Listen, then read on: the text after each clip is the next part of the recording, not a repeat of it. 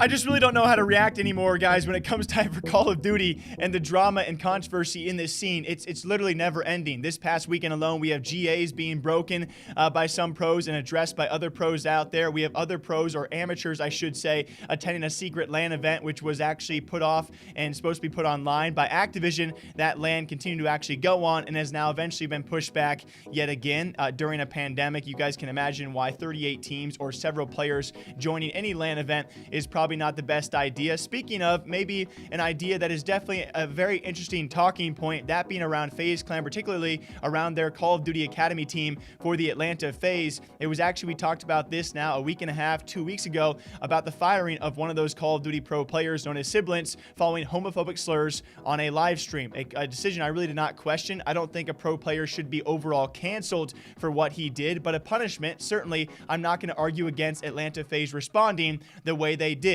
But it just so happens just 6 days after the firing, where he did announce on Twitter himself he was no longer with FaZe, also stating gaming was a waste of time, also posting his apology for those said homophobic slurs. It gets even weirder as 6 days later, a teammate of that Academy team said the boys are back, and everyone thinking that apparently he had been fired and then rehired all within 6 days, just because of an impending roster lock when it comes time for COD Challengers and the main league as well.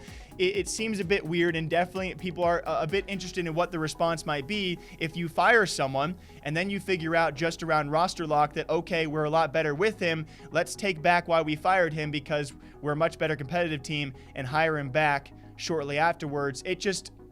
I don't know what to say here. It's just very interesting, and I would appreciate a response because as of right now, people are very, very confused. Now, I actually did speak to a close source over there at FaZe, speaking of which, because last time we talked about this, it was a lot of people, myself included, questioning the actual dealing of these punishments by FaZe Clan, the overall umbrella organization, and their connection to the Atlanta FaZe. We talked about FaZe Clan, the way they handled the FaZe Dub situation, where he dropped an N-word, which a lot of people...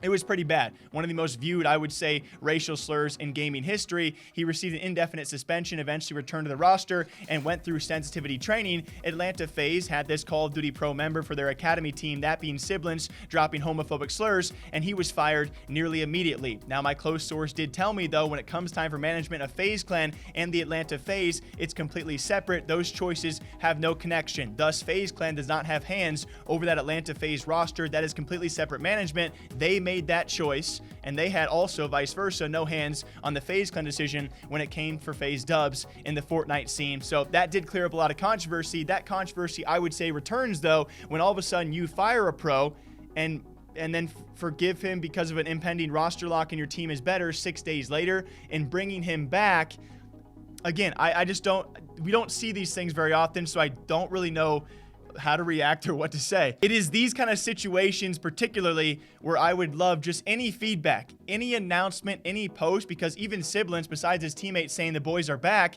has not made a definite post about this. And so it will be an ongoing story until Atlanta FaZe maybe does make a statement, because I think personally one is necessary. And again, I never judged their first decision to remove Siblings for what he did, but now to bring him back, you know, I'm glad he wasn't canceled overall. But I'll reiterate, I don't know where we go from here. And certainly the people have a right to know what exactly happened behind the scenes if you're going to fire a player and then bring him back just 6 days later following this serious of an instance. What do you guys think about this FaZe Clan? Oh my goodness gracious. The interesting choices do continue when it comes time for the overall umbrella of FaZe Clan, the Atlanta FaZe as well. It's just been it's been an up and down weekend, I would say, but a crazy weekend nonetheless. Until next time, hope you guys are all doing well and enjoying your day so far. I'll be back here all day long. Drink that water, drink that coffee. I'll catch you guys back here sometime soon.